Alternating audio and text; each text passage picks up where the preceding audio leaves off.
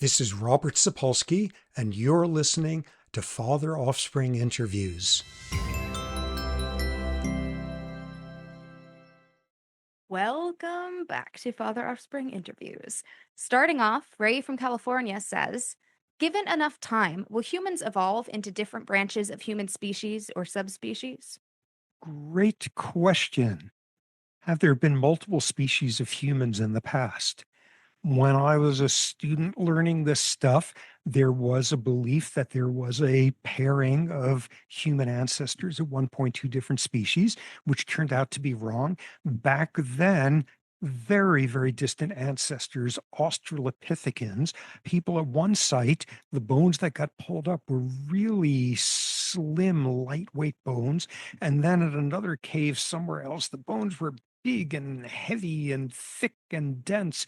And what came out of that was the belief that there were two different species of Australopithecines at the time. Australopithecus gracilis, graceful, and Australopithecus robustus, robust. And then finally, enough samples came up where you found both types in the same cave. Oh, one were the males, one were the females, same species. Where there were indeed multiple species of humans in the past, we've talked about a number of times that period where on Earth there were humans and there were Neanderthals and there were Denisovans and there were the hobbits in Southeast Asia and interactions amongst them all. So, a period where that's been the case. Has there been speculation about how in the future humans are going to speciate, split into two different species? That was the idea behind great nightmarish pioneering science fiction novel, H.G. Wells' The Time Machine, where the traveler travels far into the future. And it turns out humans have split into two different species, remarkably different ones. There were the Eloys. The Eloys were these graceful, delightful, peaceful people living in the Garden of Eden, and they all put flowers in each other's hair, and they were great, and they were ignorant as hell and totally useless and couldn't even feed themselves. And then there was the other species of humans, the Morlocks, who were living underground. And what they did was operate the machinery that produced the food for the Eloys up there. And the Morlocks down there were serving the Eloys, except for every night when it was dark, the Morlocks would come up and predate the Eloys. Whoa! And this was H.G. Wells' view of the split, the stratification of society. The ruling class was going to become these delightful, graceful, useless, uneducated Eloys, being both served by and predated upon by the working class, the poor down below. So that's one image. So there's scenarios thus where, in theory, humans can split into two species down the line. And there's all sorts of other possibilities. Eventually, we could have two different species based on whether these are the humans who like Coke or Pepsi or the Montagues or the Capulets or the Trojans or the Greeks or the Beatles or the Stones, or eventually it could be built around two different species as global warming gets worse. The people who are really good at high altitude mountain life above the water versus the other humans who develop gills, or maybe you'll see people who believe in vaccines and people who don't, except there's not going to be a whole lot of the latter. Of course, there's the possibility we may speciate into two types of humans, one who believes there's two types of humans, and then those who don't. So, what's the likelihood that humans will be bifurcating, splitting into two separate species somewhere in the future? Framed in terms of population dynamics, that basically is saying that gene distribution differences between two groups, two subsets of humans, will become so extreme, so non overlapping, that eventually they would form two different species. And in evaluating this possibility, the question becomes how much of the trend of human gene pool admixture and matings has been decreasing genetic diversity? How much of it has been increasing it? There's been a lot of forces that have been increasing it. People like Barbara Tuchman emphasizing back in the dark ages in Europe in the distant century in that different world, your average hamlet somewhere in the middle of Europe, goiterous peasants, never traveled more than 50 miles from their home in their life. You went 50 to 100 miles away, and there would be a completely different dialect being spoken, highly isolated populations of humans, thus highly inbred. And obviously, what we have now is you go to a Starbucks and there's more genetic diversity in the line of people waiting there in terms of who their grandparents were. And in a place like the United States and increasingly Europe, what other places their ancestors came from, huge increase in diversity. Great example of that could be appreciated with one of the magnets, one of the irresistible pulls when thinking about human diversity, race. Race is a pretty recent thing when you look at humans and our ancestors. Races didn't begin to differentiate until 30, 50, 70,000 years ago, which is very recent. And most importantly, up until a couple of thousand years ago, your average human never encountered anybody from a different race. Your average hunter gatherer in the Kalahari, all they ever saw were some fourth or fifth cousins from a couple of bands over. The average farmer somewhere in the middle of the steppes of Eastern Europe certainly were not encountering a whole lot of Melanesians. The notion of interactions, diverse matings between humans of different races was unheard of back when, and it's more and more common now. Recent census statistics, as of a few years ago, 14% of the babies born in the United States were classified as biracial, and that was three times the rate of 20, 30 years ago. So that's increasing diversity enormously, arguing against the notion that we're splitting into two different populations. Meanwhile, there's some forces that have been pushing in the direction of decreasing genetic diversity among humans, pushing in directions of splits that in theory could lead to speciation somewhere down the line. We saw one example of that many, many episodes ago, which was this conundrum in evolutionary biology. You don't want to mate with close relatives because you get inbreeding and all of your kids will have like little piglet tails and six fingers. On the other hand, you don't want to mate with complete strangers because mating with somebody who's kind of like who you are, you get some of the advantages, inclusive fitness, kin selection advantages. So, yes, mate with somebody very closely related to you. No, no, no, mate with somebody very distant from you. And all these theoretical models showing that you optimize these two opposing forces coming out somewhere at the level of third cousin matings. That's what the model showed. And then people went and looked at birds, for example, and you saw the most fertile couplings were between third cousins, and not just because they tended to be near each other after you controlled for proximity.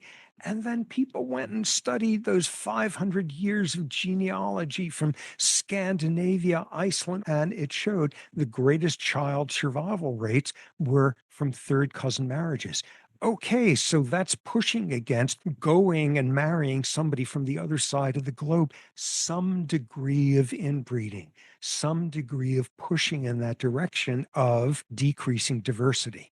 Now, the biggest driving force on decreasing genetic diversity in humans is this phenomenon called homogamy, which is people tending to marry, people who share a lot in common with them. And when you look across the United States, homogamy is a hugely powerful force.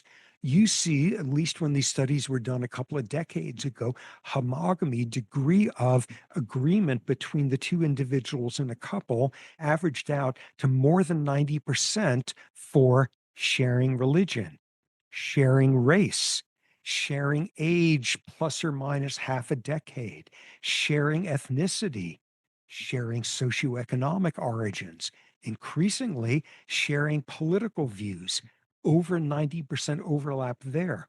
Then between 40 and 90% overlap for traits like IQ, level of education, where you would fall on the introversion extroversion scale. And then below 40% down to about 10%, but still statistically significant likelihood of sharing height, body weight, eye color, a surrogate for shared ethnicity, nasal function, how far apart your nostrils were, lung capacity, homogamy for that. All of these is ways of saying that humans have a strong tendency to wind up mating with, reproducing with individuals who, on the average, are more likely than chance to share a lot of genetically coded traits. So that's driving for a decrease in diversity. But then you see an interesting countervailing force, which is this homogamy business is very much age dependent. Very, very young humans who reproduce are at a time of life where they are most likely to be winding up with someone very different from them. Interracial marriages, interreligious marriages, all of that peaking, the younger people are, the higher there are the rates of that. And that speaks to this great quote a friend of mine had about college back when, like, basically, what's the main point of college? To exchange bodily fluids with other individuals. And then he added his addendum to it, which was, especially in freshman year, exchanging bodily fluids with individuals your mothers would be horrified by. Early outbreeding as a force going on. And when you look at the times of life when humans are most likely to wind up having a child with somebody who's very different from them, it's early in life, peaking around their late teens, early 20s, and going down after that. So all of this has to also be factored in with age of reproduction. When I looked at that literature, I spotted one additional interesting thing. You got this big burst of likelihood of having kids with somebody very different from you, racially, ethnically, religiously, etc., early in life, and then it goes down from there and decreases until you see a little blip in the data in the late 50s or so. And what is that about? I could never find the actual supporting evidence in these studies, but I am willing to bet this is a version of you had had this relationship for decades with this other person from a very different group. And why did you never get married until your late 50s? You were waiting for your parents to die so you didn't wind up killing them with the shock of you marrying somebody from a different religion, race, ethnicity, whatever. But the general pattern, other than for that really interesting little hiccup there in the 50s, is early in life, there's a strong tendency against homogamy. So put all these pieces together, and what you see is forces pushing towards more genetic diversity in humans, forces pushing against. It depends on socioeconomic status, depends on age, it depends on all these factors. Are we likely to eventually see something go in the direction of producing two different species of humans? All things considered, I'll be pretty grateful if even somewhere in the distant future, there's still one species of us. Now, Esteban from California says, to review, how is it that we are more genetically similar to other apes than to our own brothers and sisters, and yet we are more genetically similar to our siblings than to other apes? Well, for people in my business, it is their duty every 50 episodes or so to go over what's the most confusing issue in population genetics, something that people always get confused by because it sounds like it makes no sense at all. Where the answer being it's talking about two different things.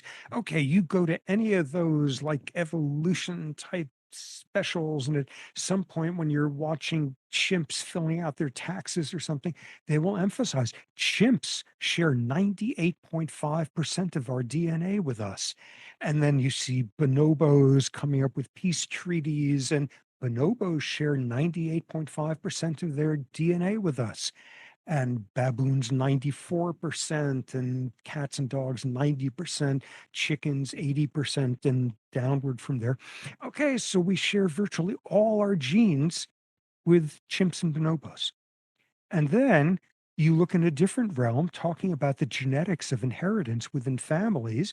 And what you're told is you get half your genes from your mother, half from your father. Thus, you share half your genes with your mother, half with your father. A full sibling, You share half your genes with them, a half sibling, a quarter of the genes. Wait a second, you say at this point. So we share 98.5% of our DNA, our genes with chimps, but we only share 50% of our DNA, our genes, and I'm using it synonymously, which ain't right, but whatever. But we only share 50% of our genes with our parents, each parent, with our full siblings. What's up with this? And the answer is one is actually talking about two different levels of genetics. First one, let's start with us and the apes and the cows that were 60% sharing genes with, and all. What that is talking about is between species, are you sharing types of genes? Okay, let's simplify massively. Suppose one gene, you only need one gene out there in order to grow hair. That's ridiculously simplified, but let's assume there is the gene for growing hair. And it turns out that thus we and chimps share the gene for growing hair, but we do not share that gene with kudzu or crabgrass. Similarly, us and horses share the gene for having a larynx. However, we do not share that gene with horseshoe crabs. It can go the other way. Muntjac deers in Cambodia and moose in Wisconsin share the gene for antlers, and neither of them share them with us. On that level, all animals share the gene, the gazillion genes that code for mitochondria. A palm tree and a rose bush share the gene for photosynthesis. What you see is this is talking about the type of gene, whether it's being shared between species. So that's the 98.5% that we share with chimps. Genes that specify we've got a symmetrical axis, we've got two eyes, we've got a heart, we've got an alimentary tract, we've got digits, all these things that we share with chimps. 98.5% of the categories of genes we share with chimps. Now we switch to you and your sibling or your parent and your 50% shared genes. What's talked about there is not the category of genes that code for hair. We got it, chimps got it, horseshoe crabs don't have it. The type of gene. Now we're looking within species at the flavor of gene, because the gene coding for hair might code for black hair or red hair or green hair. And the gene coding for hair might also have a subpart coding for straight hair or curly hair or all the, and that's where you and your sibling both have the gene for having hair rather than fur or seal blubber or whatever it is. You both have the gene for hair, but you only have a 50% chance of having the same flavor of that gene, the curly hair version or the straight hair version. And this is one where you see this in all sorts of other realms. Like most species, mammalian species, show handedness, which is to say they favor one hand over the other when reaching for things, when digging, when clawing at someone. We covered this previously. And what you see is it varies by each species as to which end of the handedness is more common. Humans are 90% right handed. Orangutans, for some reason, are about 90% left handed. So, in other words, we and orangutans and all sorts of other vertebrates share the gene for handedness, having one of the limbs that we prefer. And meanwhile, we don't share that with paramecium. However, within humans, you can have the handedness gene that favors left-handedness or the one that favors right-handedness, and you have a 50% chance of sharing that trait with your parent or your full sibling. So we have basically the difference of between species and within, like ice cream stores and monasteries do not share the gene for selling ice cream. However, different ice cream stores may have different versions of the selling ice cream gene. One of them is selling the vanilla one, and the other one is selling the rocky road and the variations of that. So, that is how we and chimps can share 98.5% of the types of genes that we have. Yet, amid us having those types, you only share 50% of the flavors on the average with a full sibling or a parent. So that's sort of the resolution of that confusion. Finally, Marcel from Brazil says, in Brazil, a young delinquent was caught by police wearing a fake electronic ankle monitor. When questioned about it, he replied that it aroused the interest of girls. Why are some women attracted to relationships with criminals? Why this morbid interest specifically in those arrested due to heinous crimes like serial killers?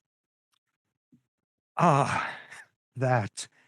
Let's start as broadly as possible to expand on this question into the ever present mystery. Why do people fall in love with the wrong person?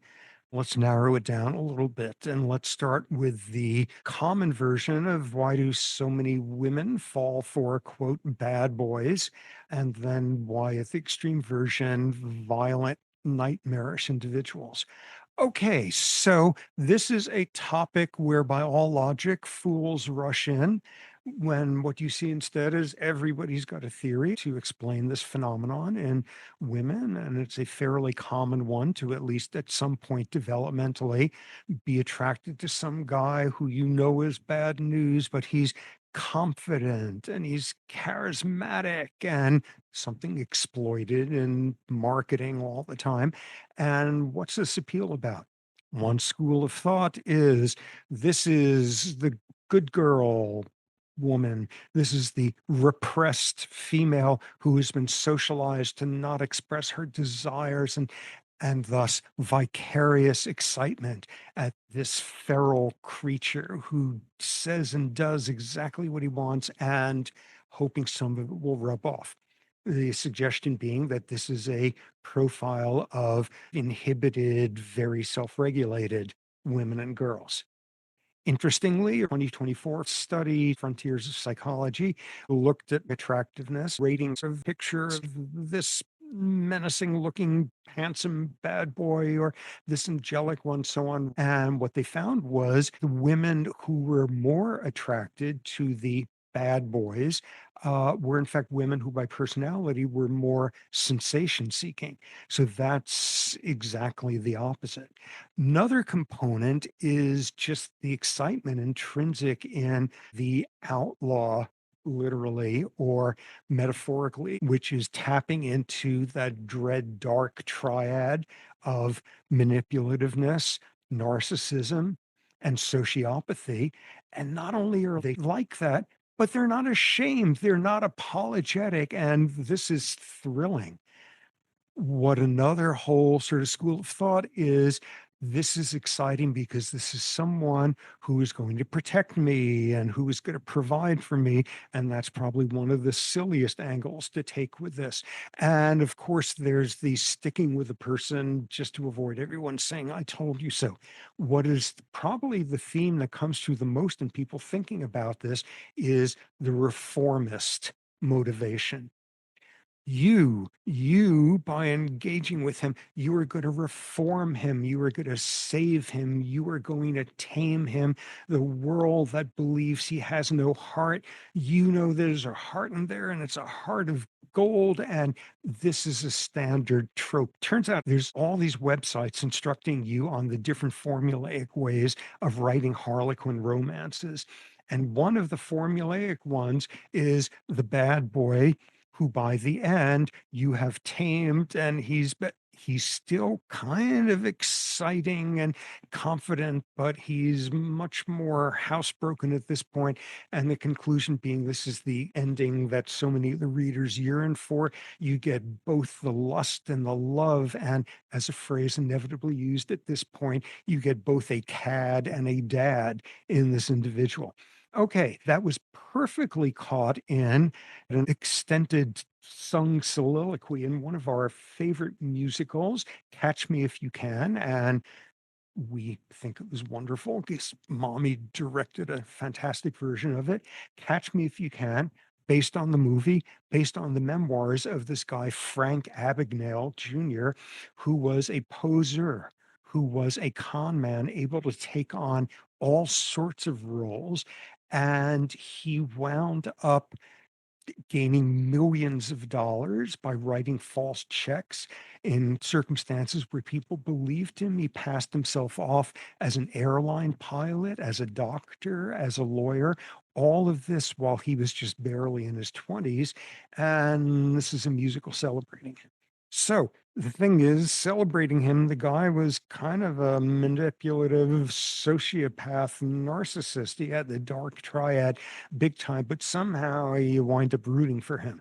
And thus you wind up rooting for him and Brenda.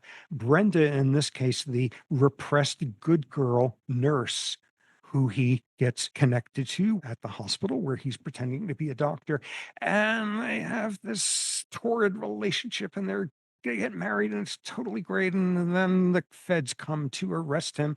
And afterward, Brenda has this torch song, Fly, Fly Away, where she's bringing in all of these elements of this. And just to make sure I get this exact here, I quote one of the standard claims: she sees things in this bad boy that nobody else can. She sees the good in him. She sings, people only saw the doctor, lawyer, Indian chief, but he was just a lonely little boy to me. Neotenizing him, maternal. She's going to protect him. She's going to take care of him. And she goes on. I've known cruel, cruel men with Christian names, all of those hypocrites. And this man who you accuse, he's the one who, she goes on, taught me how to feel, unlocked my soul. Now they want to clip his precious wings, yada, yada. And she's even being tempted into criminality because, as sort of a theme that she returns to a number of times, where she says, I'll be your alibi, my baby. That's what she says. So we've got us rooting for Brenda and her attraction to him. Then what you have to factor in is an interesting angle, which is something I think we've talked about previously, that one's endocrine state, if you were female, influences what sort of males, if you were heterosexual, you find to be attractive. And there's one that just has evolutionary biology written all over it, which is women's preferences rate how attractive this guy's face is, appealing, what aspects of it they shift over the course of their ovulatory cycle. And what you see is at mid cycle, around the time of ovulation, when estrogen levels are up, women have a bias towards preferring the faces of stereotypical bad boys. And by the time it's coming near menses, when progesterone levels are elevated, you're thinking progestationally, and suddenly the sweet, slightly dorky guy is more appealing to you. These are not massive effects, but all of this has to factor in bizarre stuff like endocrine factors. Okay, so this is this general phenomenon of a huge percentage of women at some point or other having gone through at least the temptation of being attracted to someone who so clearly was bad news, but it was moths to the flame. Where you have the most extreme version of it is exactly what was alluded to in the question there. And this whole phenomenon, hybristophilia.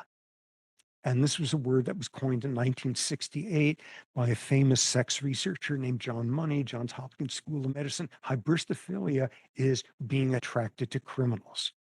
And the specific case of you get people locked away, incarcerated for the rest of time, and they suddenly have a gazillion female pen pals sending them love letters and marriage proposals.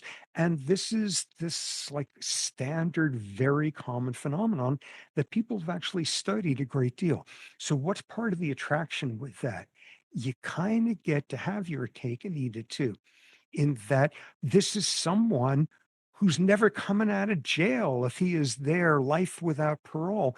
This is someone you're never actually going to have to like do the dishes with. This is someone who could just be your idealized mythic outlaw prince. Amid that, you're never going to have to consummate anything with him. He's like a virtual boyfriend. There's something very attractive about this, very safe.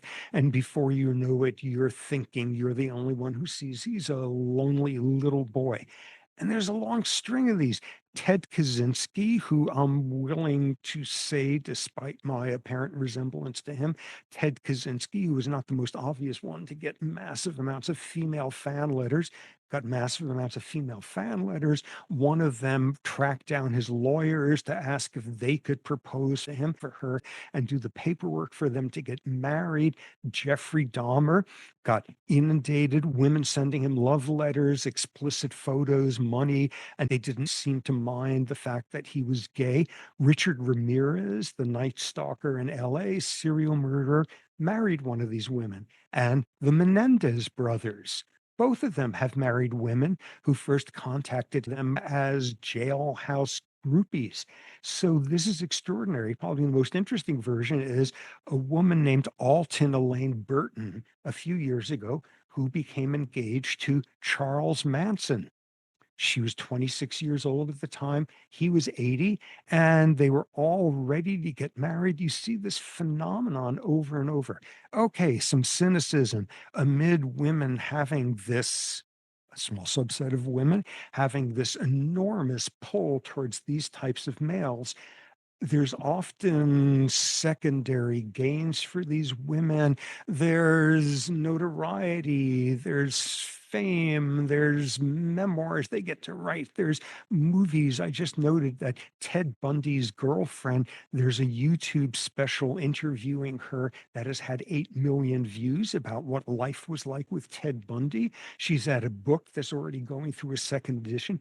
I saw not just Ted Bundy's girlfriend, there's another YouTube of Ted Bundy's somewhat nerdy looking cousin about what was it like to be Ted Bundy's cousin.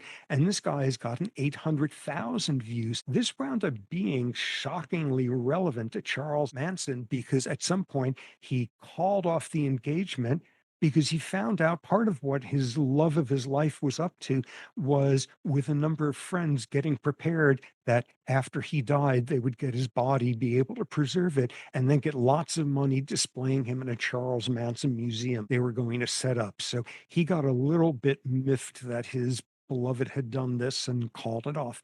So we've got this weird phenomenon. Lurking throughout is this idea where finally there's a chance to bring in some science. And this is where, in fact, you bring in some pseudoscience. What is this attraction about, whether it's in middle school or this mass murderer? What does bad boyism advertise? And what everybody always seems to say is good genes. Good genes, high testosterone, masculine behavioral traits, masculine sexual traits. This is a guy who is confident and proactive and good genes. And even though you may be a little bit put off by the fact that he's an ethnic cleanser or something, nonetheless, if he's got great genes, you want your kids to have those genes because they're going to be selected for. This is this trope that somehow always comes in there. This is a marker of good genes. And there's very little reason to think that. Pulling out one of our cliches, 99% of human history, hominin history, has been spent in hunter gatherer bands. Hunter gatherer bands do not have sociopathic serial murderers who wind up being thought of as rugged and romantic and misunderstood. They don't even put up with jerk bad boys who don't do their share.